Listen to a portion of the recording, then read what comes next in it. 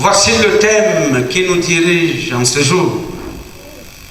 Sache-le, Jésus-Christ a tant souffert pour toi. Sache-le, Jésus-Christ a tant souffert pour toi.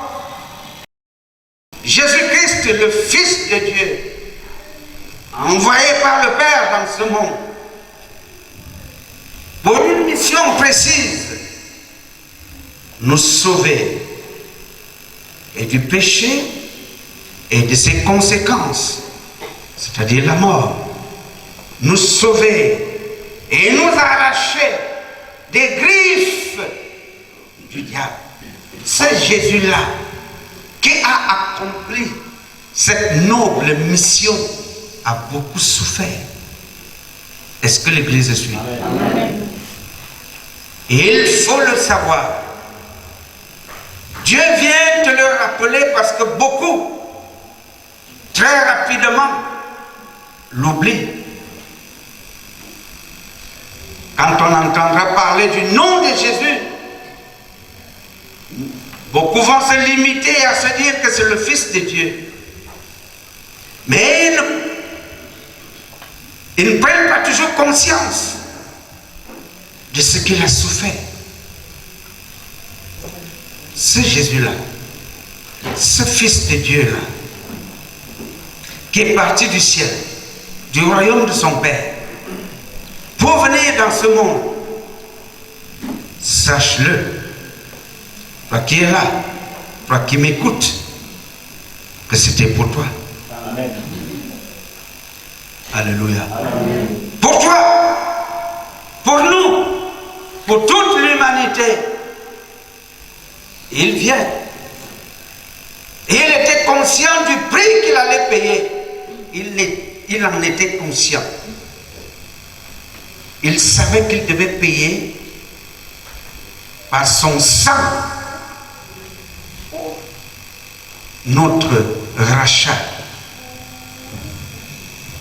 Parce que nous étions déjà dans la paume de main du diable, dans ses griffes, dans son emprise. Et pour nous libérer de cette emprise-là, il avait un prix à payer.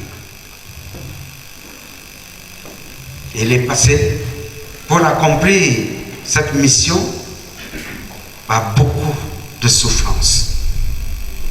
Beaucoup de souffrances. Et face à ces souffrances, en resteras-tu indifférente? Comment être indifférente face aux souffrances du Seigneur Jésus-Christ? Souffrances morales et physiques. Moralement rejeté par les siens, même par ses disciples. Physiquement, il a souffert. Le mépris, l'opprobre, et combien de coups physiques il n'a pas reçu. Jusqu'à la croix, où il a été cloué. Lorsque tu perds un parent cher, un être cher, tu pleures et tu pleures et tu pleures. Pendant des jours, des semaines, des mois et même pendant des années. Quel impact a la mort de Jésus-Christ pour toi? Jusqu'à quand resteras-tu indifférent à ces souffrances? Ces souffrances-là, il faut les connaître. Son parcours est inscrit dans la parole. Et la parole de ce jour consiste à te dévoiler une partie de ce qu'il a souffert. Est-ce que l'Église suit? Amen. Sache-le, Jésus-Christ a tant souffert pour toi. Jésus-Christ, à un moment donné, va annoncer sa crucifixion à ses disciples. Matthieu 26, 1. Lorsque Jésus eut achevé tous ses discours, il dit à ses disciples, vous savez que la Pâque a lieu dans 2 jours et que le Fils de l'homme sera livré pour être crucifié. Il l'a annoncé d'avance, avant la Pâque. Le Fils de l'homme, c'est-à-dire le Fils de Dieu, sera livré pour être crucifié. Il l'a dit à ses disciples. Il connaissait son sort. Il savait ce qui devait arriver. Le Fils de Dieu sait tout. Dans le monde, il le savait. Et il annonce à ses disciples, comme il t'annonce aujourd'hui. Une fois dans l'année, tu célèbres la Pâque, la mort du Seigneur Jésus-Christ. Tu célèbres également sa résurrection. Il te l'annonce. Les disciples étaient au courant. Mais parmi ces disciples, l'un d'eux va ouvrir le flanc au diable. Et la Bible dit, Satan entra en Judas. Et Judas va décider de livrer Jésus moyennant les sous, moyennant l'argent. Jusqu'aujourd'hui, beaucoup livrent les proches au diable, à la mort, moyennant l'argent, les gloires, l'élévation dans ce monde. Même chose. Matthieu 26, 14. Alors l'un des 12, appelé Judas Iscariote, alla vers les principaux sacrificateurs et dit, que voulez-vous me donner et je vous le livrerai. Et ils lui payèrent 30 pièces d'argent. Depuis ce moment, il cherchait une occasion favorable pour livrer Jésus. C'est Judas, l'un de ses proches disciples, qui va vers les sacrificateurs, qui va vers les hommes de Dieu et qui sollicite dans la corruption l'argent. Vous me donnerez quoi? Et je vous le livre. Donnez-moi l'argent et je vous le livre. La trahison entrer dans les cœurs des gens qui ont été trahis. La souffrance morale. Quand tu es trahi, tu souffres moralement. Et ceci d'autant plus qu'il s'agissait de l'un de ses disciples qui avait vécu tout le temps avec lui, qui s'est laissé aller. Et l'ennemi l'a touché, l'a corrompu, au point où il se lève pour aller voir les sacrificateurs et leur donner la possibilité de le tuer, parce qu'il allait le livrer,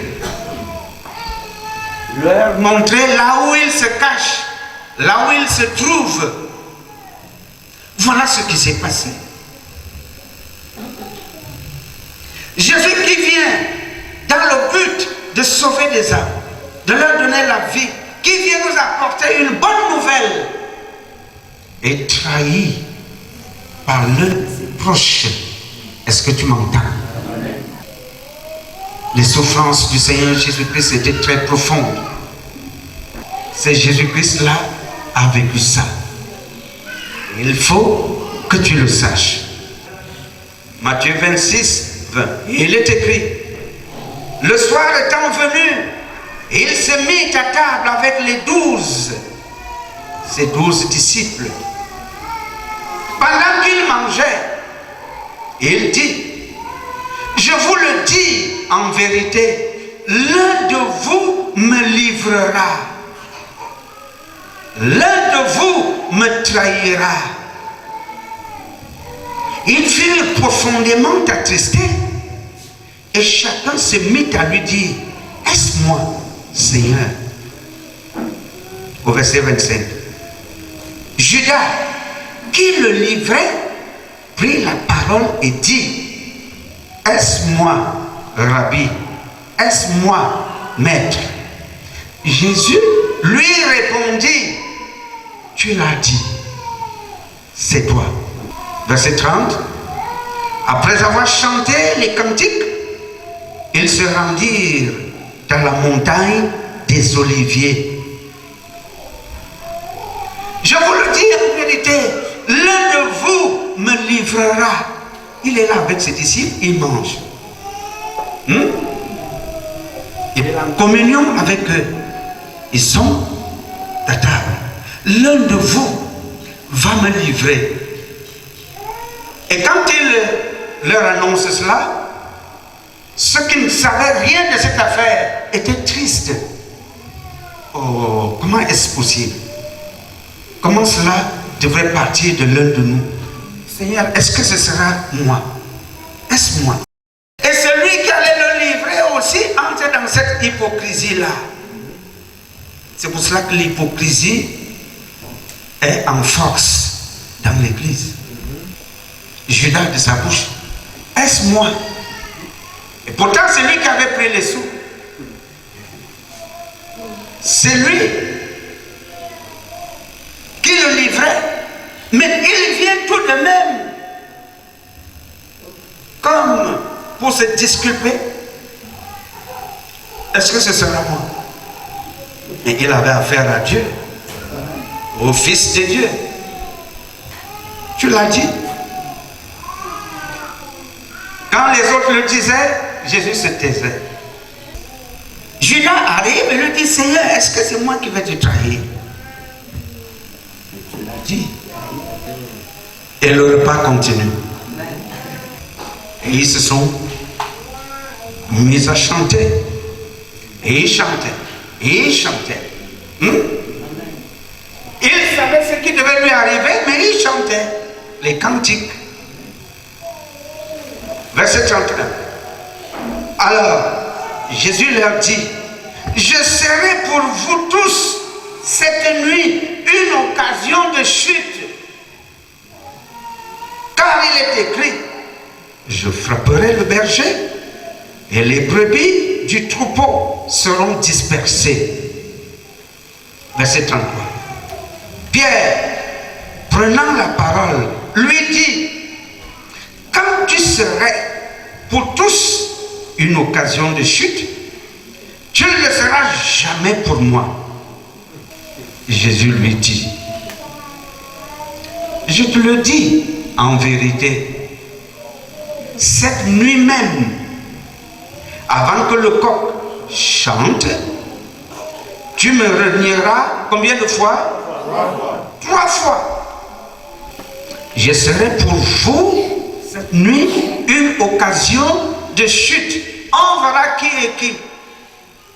À cause de moi, beaucoup parmi vous allez chuter, allez me renier, allez m'abandonner. Oui. Et l'un d'eux va donc se lever. Au lieu de dire au Seigneur Jésus, donne-nous la force et la capacité de te soutenir jusqu'au bout. Que dit Pierre? Tous les autres peuvent t'abandonner, sauf moi. Je te le dis. Parmi nous ici, là, nous sommes 12 là. Les autres là peuvent t'abandonner, sauf moi. Et Jésus-Christ le regarda dans les yeux et lui dit quoi? Avant que le coq chante, tu m'auras renié combien de fois? 3 fois. Et quand vous allez lire la suite, vous verrez que Pierre l'a renié. Ah, tu connaissais le monsieur là? Non, Aka, je ne le connais pas. Mais tu étais toujours avec eux. Non, non, non, non, vous vous trompez, c'est pas moi. 3 fois, il va le renier. Quelles sont les leçons à tirer de tout cela? Nous sommes si fragiles dans notre marche chrétienne. Il ne faut pas se donner des ailes. Tant que nous marchons, nous ne sommes pas encore arrivés. Il faut être humble. Toi qui es debout, tu peux encore. Tu peux encore tomber. Il faut demander la grâce. Et plus de grâce encore. Et une grâce supplémentaire à Dieu. Faut-il nous demander cela? Donne-moi la force d'aller avec toi jusqu'au bout. Parce que nul n'est à l'abri de quelque chute que ce soit. Est-ce que vous m'entendez? C'est cela l'humilité. C'est par orgueil qu'il disait non, tout le monde peut t'abandonner, jamais moi. Et Jésus l'a prévenu pour dire non, tu vas me renier 3 fois. Dans ta marche chrétienne, sois vigilant. À chaque instant, l'ennemi tend les pièges à gauche et à droite. Pour un motif ou pour un autre, tu renies le Seigneur. Tu as aimé Dieu. Et on vient te flatter comme cela dans la vie avec des choses bizarres du monde. Tu vas le renier. Parce que tu vises les grandes gloires. Parce que tu vises un certain positionnement. Parce que tu vises une certaine promotion. Ou des galons, ou des médailles. Tu renies Dieu. Pour embrasser le diable. Et entrer dans ses arènes. Pour plusieurs motifs, tu vas renier le Seigneur. Le Seigneur te demande de veiller à ton corps, qu'il lui appartient. Mais combien de fois tu mets Dieu de côté, sa parole, sa sainteté de côté, pour te livrer. Tu livres ton corps. C'est un reniement. C'est un reniement. Dieu te dit qu'il est un père jaloux. Il est jaloux. Il faut lui donner la première place. Mais ton cœur est focalisé dans les affaires du monde, dans la chair, où toi-même tu deviens ta propre vedette. Tu l'as renié. Tu l'as renié. Dieu doit avoir le premier morceau, le plus gros. Il faut lui donner le plus gros morceau de viande de ton plat. Est-ce que tu m'entends? Sache-le, Jésus-Christ a tant souffert pour toi. Alors, le jour de la trahison va arriver. Nous sommes au verset 47. Comme il parlait encore, voici, Judas, l'un des 12, arriva, et avec lui, une foule nombreuse, armée d'épées et de bâtons, envoyés par les principaux sacrificateurs et par les anciens du peuple. Verset 56. Mais tout cela est arrivé afin que les écrits des prophètes fussent accomplis. Alors tous les disciples l'abandonnèrent et prirent la fuite. Judas est en tête du cortège, des gens avec les bâtons, avec les gourdins, avec les lances, avec les chicottes. Allons, comme si c'était un mouton, comme si Jésus-Christ était une bête. Allons. Et vous savez qu'avec la foule, eux, ils n'attendent que cela. nous savons que Judas leur a proposé quoi? Pour qu'ils prennent les bâtons. Amen. Est-ce que Jésus-Christ était un brigand? Non. Et pourtant, on l'a traité là comme un brigand. Il était un malfrat? Non. Est-ce qu'il était un danger pour le peuple? Non. Au regard de ce qu'il faisait?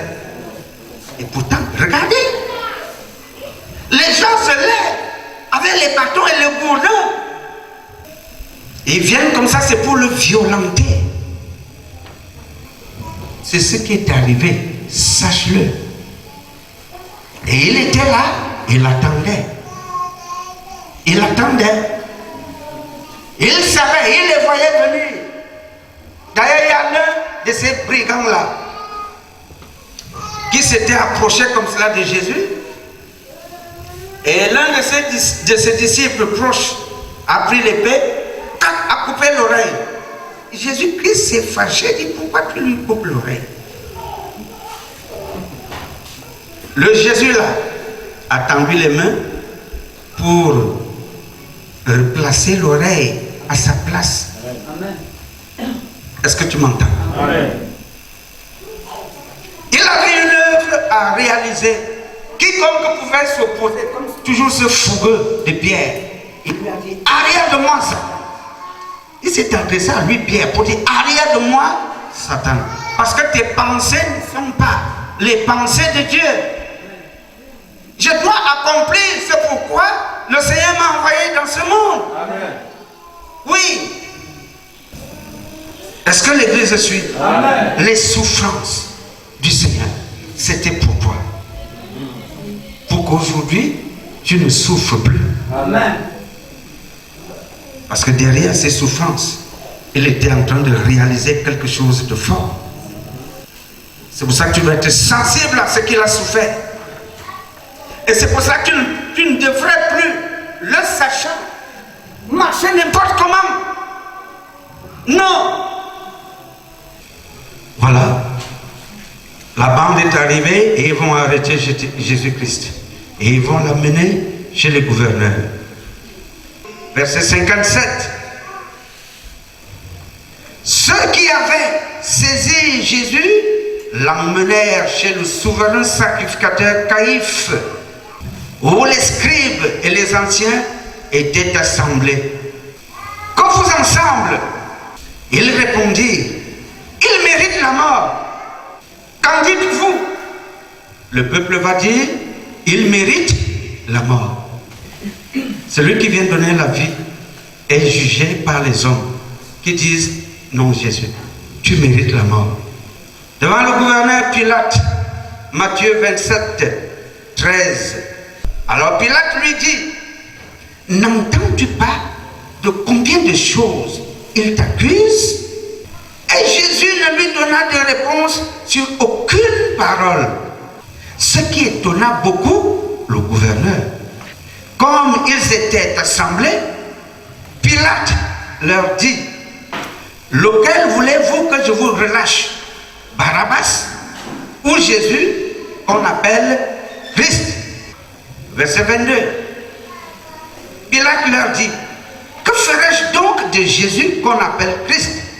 Tous répondirent, que dirent-ils? Qu'il soit crucifié. Le gouverneur dit, mais quel mal a-t-il fait? Et ils crièrent encore plus fort, qu'il soit crucifié. Pilate, voyant qu'il ne gagnait rien, mais que le tumulte augmentait, prit de l'eau, se lava les mains en présence de la foule et dit, je suis innocent du sang de ce juste. Cela vous regarde. Je me lave les mains. Je ne suis pas là-dedans. Cela vous regarde. Au verset 25.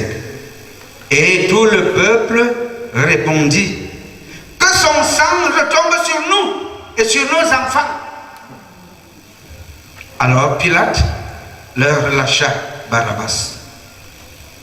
Et après avoir fait battre de verges Jésus, il le livra pour être crucifié. Donc lui, Pilate a été contraint par le peuple de faire ce qu'il ne voulait pas, dans le fond. Mais il a été contraint. Ça veut dire qu'il a fait. En tant que gouverneur, il pouvait dire non. Et son nom allait demeurer non. Mais il a laissé faire. Et les gens ont dit que son sang retombe donc sur nous et sur nos enfants. C'est pour cela, écoutez-moi bien, le jugement de Dieu sera terrible. Amen. Les hommes ont dit que son sang retombe sur nous et sur nos enfants.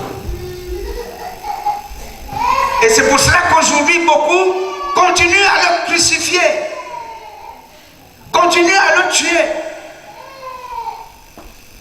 C'était cette parole-là, que son sang tombe donc sur nous. Nous assumons les conséquences. On peut dire qu'on s'en fout. Ce n'est pas un problème pour nous. C'est pour cela que vous allez voir les gens, même dans l'église, ceux-là qui se disent comme cela, chrétiens, chrétiennes. Ils foulent au pied sa parole. Ils broient, écrasent.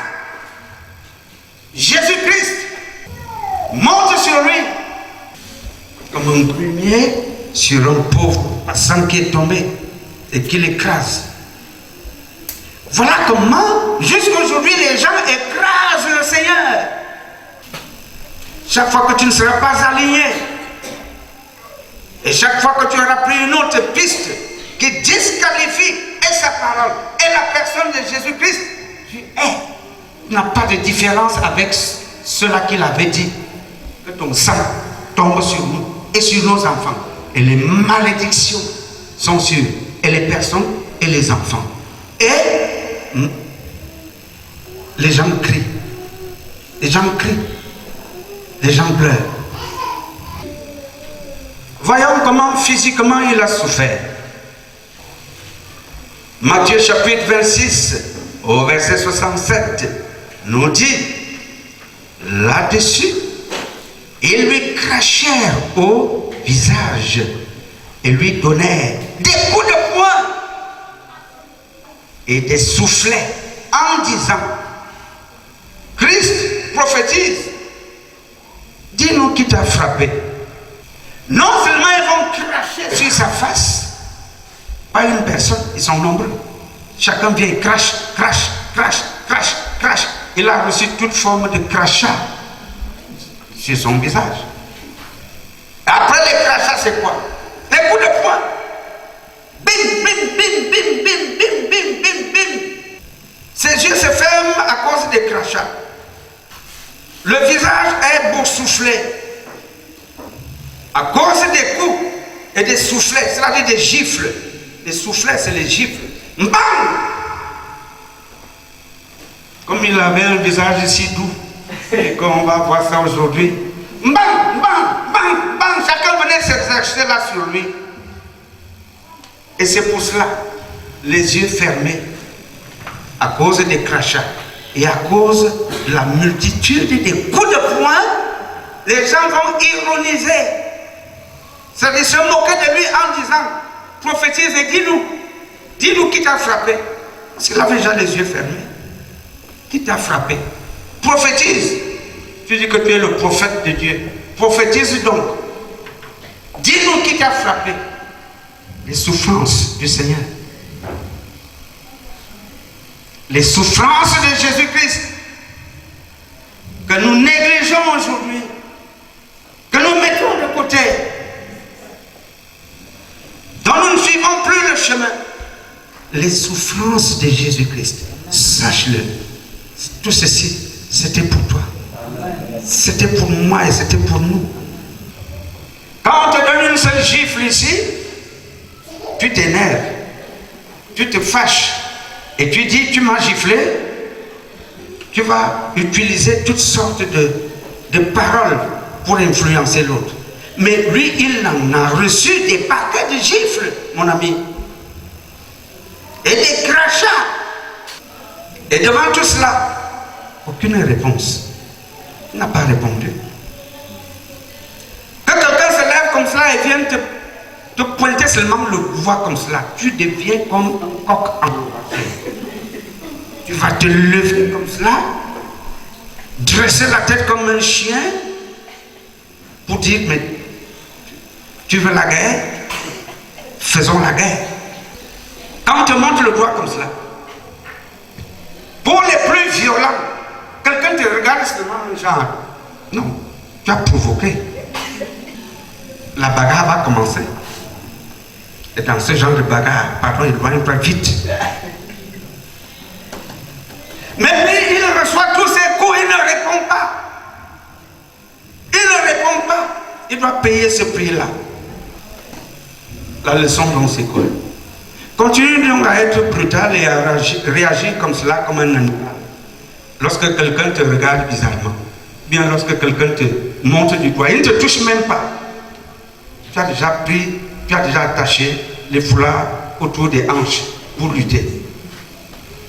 C'est pas ce que Dieu dit. Est-ce que l'Église suit? Amen. Matthieu 27, 28. Ils lui ôtèrent ses vêtements et le couvrirent d'un manteau écarlate.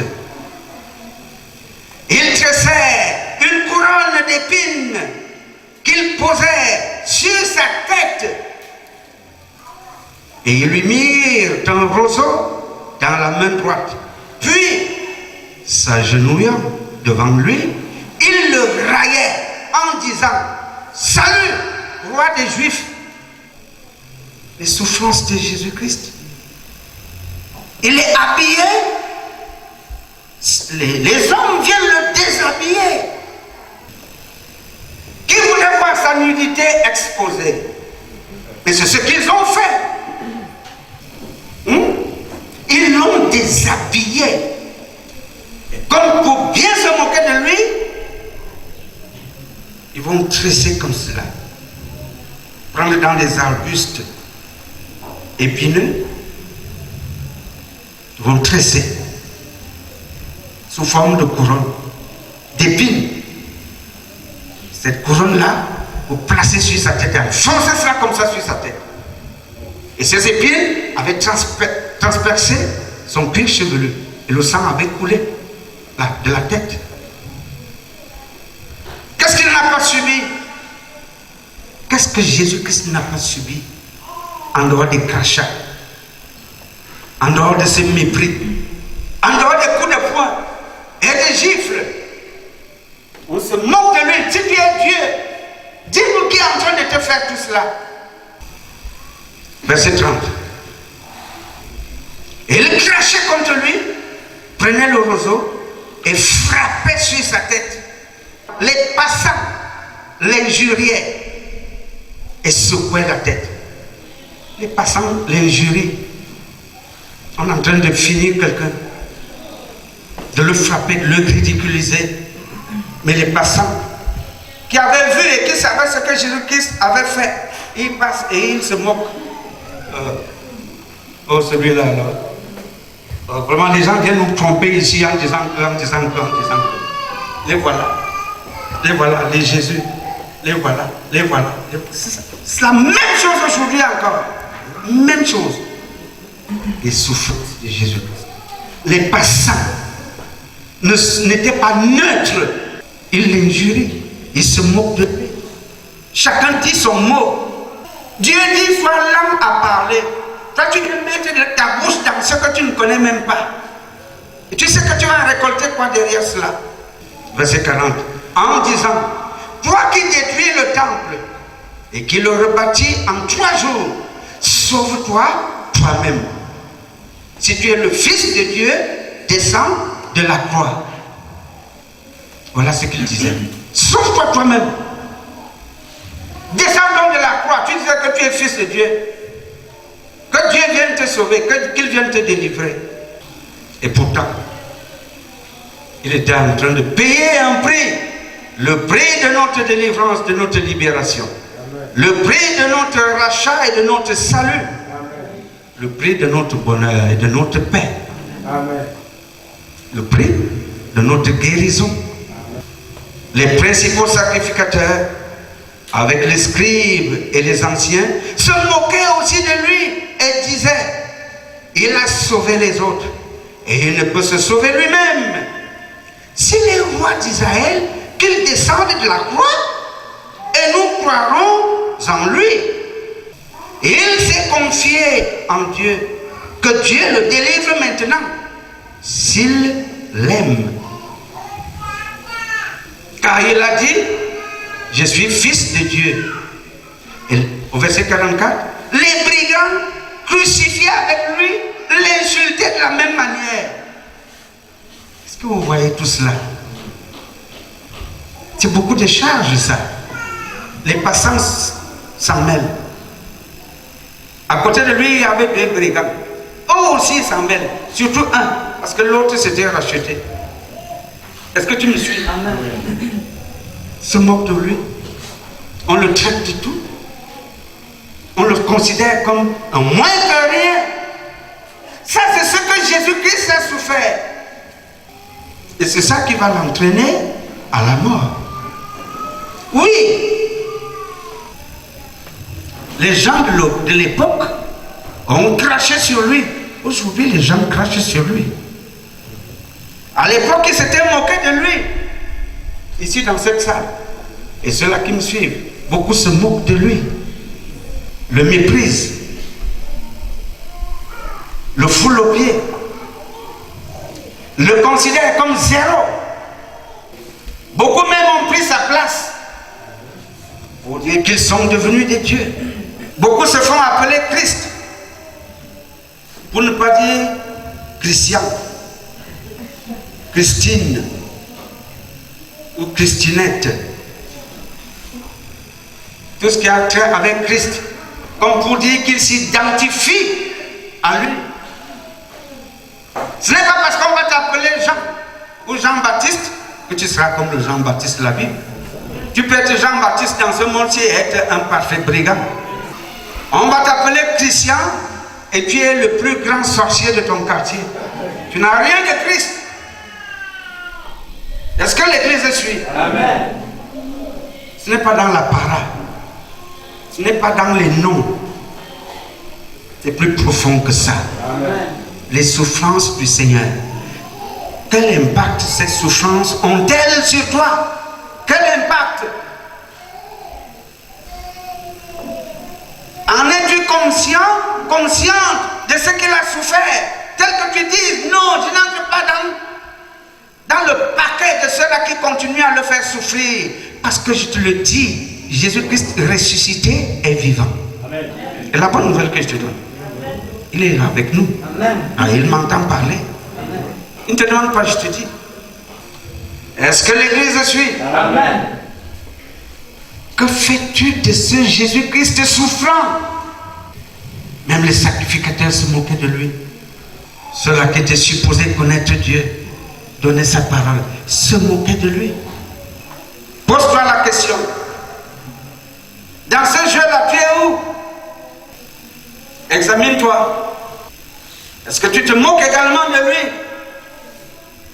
Sans que cela ne puisse t'émouvoir. Alors Jésus va rendre l'âme. Lorsqu'on va prendre le bois, la croix, et coucher là-dessus, prendre les gros clous, le marteau, prendre les bras comme ceci, et les pieds, bam! Cloué. Ça devait transpercer la chair. Bam! Bam! Quelle douleur! Lorsqu'une petite aiguille te pique comme cela, tu cries ici comme une vache. Un bras et l'autre, et les deux pieds. Imaginez la douleur. Imaginez la douleur. Mais c'est une douleur à couper le cœur, à couper la respiration. Non content de cela, certains vont prendre une lance, la lance, et piquer comme ça sur la côte. Et le sang va couler. L'eau va jaillir. C'est pour cela qu'il est écrit, son sang a coulé à la croix. Et c'est par ce sang que nous sommes sauvés. C'est par ce sang que nous sommes guéris. C'est par ce sang que nous sommes délivrés et bénis. Au moins, reconnaissons le sacrifice qu'il a consenti pour nous. Reconnaissons qu'il a souffert beaucoup pour nous. La tendance aujourd'hui, c'est quoi? Ce n'est pas grave si je ne connais pas Jésus-Christ, si je ne connais pas Dieu. Dieu, c'est Dieu. Je vais aller vers lui, comme j'ai un paquet de problèmes, je vais aller lui présenter mes soucis. Dieu est réduit à cela. Et il est prompt pourtant pour nous écouter, pour nous aider, pour nous sortir de nos petits problèmes. Ce que nous voyons comme de gros problèmes comme ça, c'est zéro pour lui. Est-ce que tu m'entends? Oh, Dieu est bon. Combien il est patient. Parce qu'il te donne la respiration pour te laisser le temps de comprendre tout ce que tu es en train de comprendre là. Que le Seigneur a beaucoup souffert pour toi. Tiens en compte. Il a beaucoup souffert pour toi. Et il faut en tenir compte. Et ça veut dire qu'il attend quelque chose en retour de toi. Au moins que tu reconnaisses que, oui, il s'est donné pour toi. Un peu de respect. Un peu de respect pour Dieu. Aujourd'hui, on voulait faire de Dieu un marabout.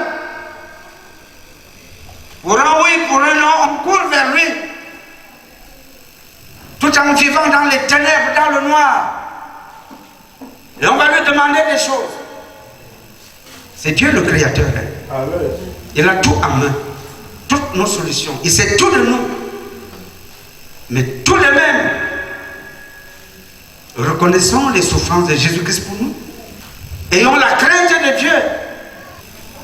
Examinons-nous et imposons-nous une ligne de conduite qui lui plaira. C'est ce qu'il demande.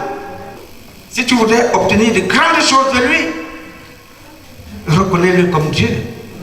Et en tant que Dieu, tu dois lui être obéissant. Est-ce que l'Église suit? L'obéissance. Et là, c'est un combat. Parce que l'ennemi ne voudra pas te voir obéissant ou obéissante. L'ennemi sera content de te voir dévier, prendre d'autres chemins, les chemins de la facilité, les chemins de la vie, les chemins de la perdition. Ils ne savent même pas qu'ils courent à la perdition. Comme cela, comme des moutons, comme des chevaux sur lesquels on a mis des œillets. Ils ne voient plus rien du tout de ce qui est à côté d'eux. Ils courent comme cela pour aller tomber dans le feu de l'enfer. Cette parole, c'est pour te dire, écoute, Jésus-Christ, par amour pour toi, pour moi, pour nous, a consenti à mourir. Il a supporté tout cela pour que lorsque tu vas décider de lui donner ta vie, il te prend dans son enclos, dans sa bergerie. Est-ce que l'Église suit? Amen. Que se passa-t-il après qu'il eut rendu l'âme? Verset 51.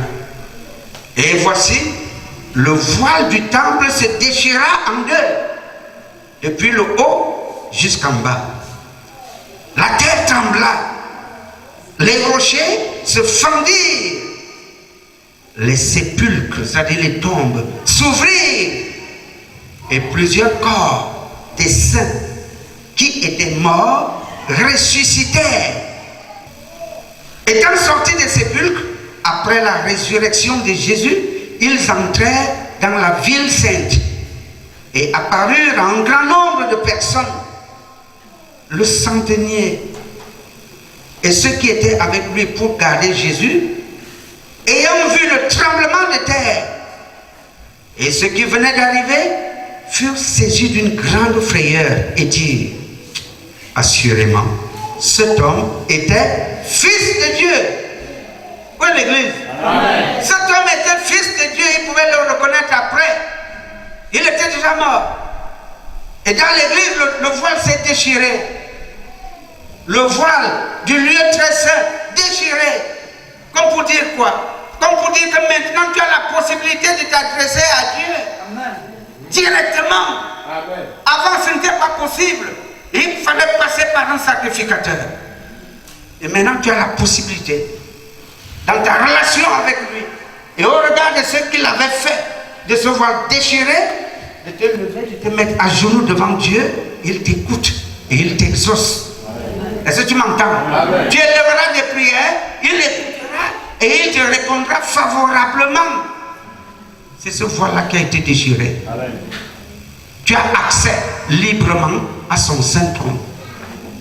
Tu as accès. Grâce à cela, grâce à tout ce qu'il a subi, tu es pardonné. Nous sommes pardonnés. Amen. Grâce à lui, le diable ne peut plus nous maintenir dans sa paume de la main. Amen. Il ne va maintenir que les ignorants. Amen. Il ne pourra maintenir que ceux-là qui sont voilés et qui ne connaissent pas leur héritage reçu de Dieu. L'héritage que tu reçois de ces souffrances, c'est que tu deviens fils, tu deviens fille, et tu peux crier Père, et il t'entend.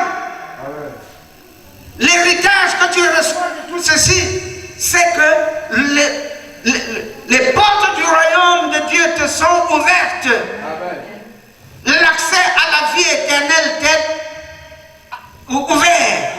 Voilà les bénéfices de cette affaire. Amen. Les bénéfices de cette affaire.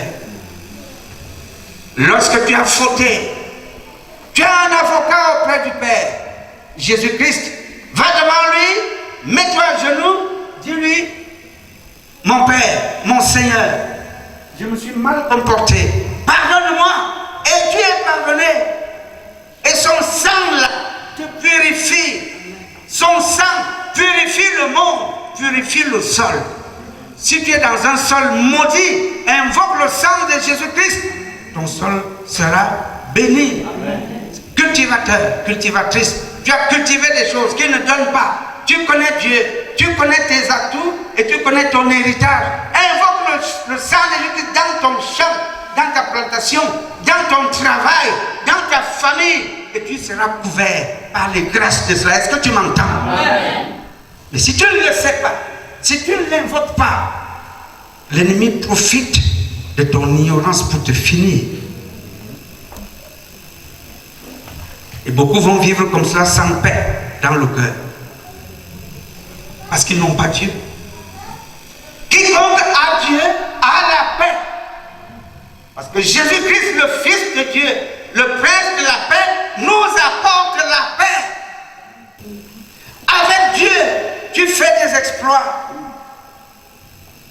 Tu parleras et cela s'accomplira. Parce que tu as la foi. Tu auras devant toi des Goliaths. Tu auras devant toi des Goliaths. Tu vas les défier. Et ils deviendront ton marchepied. Devant toi, il y aura les murs de Jéricho. Avec le chant, ces murs vont s'écrouler. Voilà les atouts des fils de Dieu, de ceux-là qui comprennent cette parole. Que Jésus-Christ meurt pour toi, pour te sauver, te donner des armes, te donner la force de braver les forces du mal et du malin. Alors c'est Jésus-là qui a payé le prix de ton salut. Mets-le dans ton programme, dans ta famille. Priez tous les jours, les soirs avant de vous endormir. Bénissez l'Éternel, glorifiez-le. Élevez des chants, des cantiques. Je n'ai pas envie de décrire les maisons aujourd'hui. Toutes ténébreuses, toutes froides. Il n'y a pas le Seigneur. Il n'y a pas la flamme de Dieu là-dedans. Et vous voulez que Dieu fasse quoi? L'ennemi, les sorciers, les méchants profitent pour casser les vies, casser les gens, bloquer tout. Vous voulez des choses, genre, n'est-ce pas? Cadeau. cadeau et cadeau et... C'est ce que vous voulez? Il y a un travail à faire. Le travail, c'est d'abord la décision à prendre.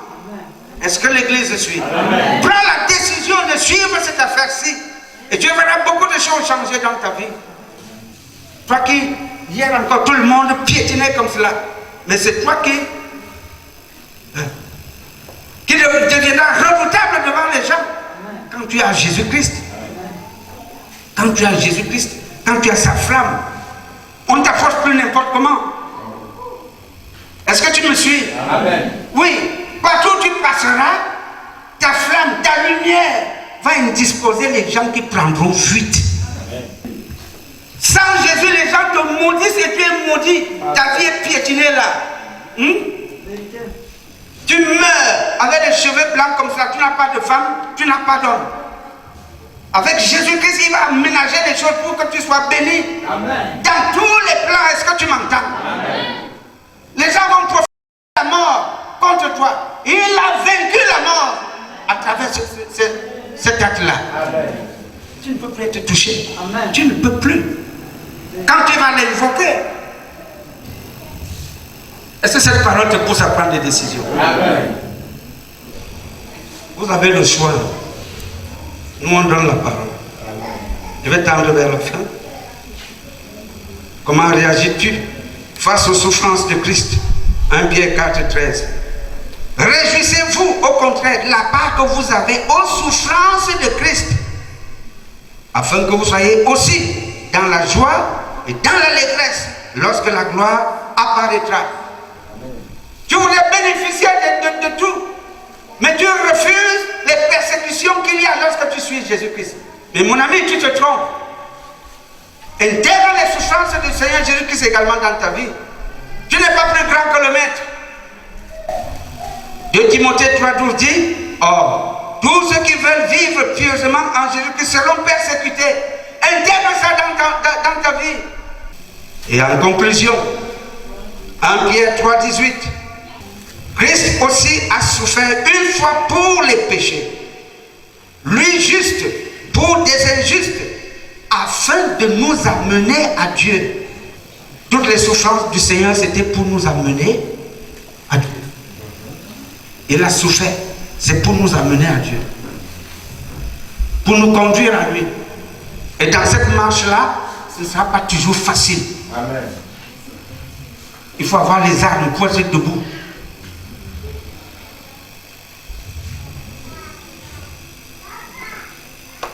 Est-ce que tu as été édifié par cette parole? Amen. Mais je n'ai vu aucune larme là face aux souffrances de Jésus-Christ. Quand on va te dire que ton copain est malade, malade et même pas mort, tu pleures déjà ici comme... Quand on va te parler de la mort de X, Y, Z, il faudra peut-être même qu'il y ait un médecin à côté pour que tu n'aies pas la crise cardiaque. Tu entends cela? Que le Seigneur nous donne des cœurs de chair et non des cœurs de pierre, insensibles et durs. Tu entends comment Jésus-Christ a souffert? Tu rentreras en paix. Mais tu sauras que Jésus-Christ a beaucoup souffert pour toi. Amen. Est-ce que l'Église a suivi? Amen. Que cette parole bénisse toute l'Église.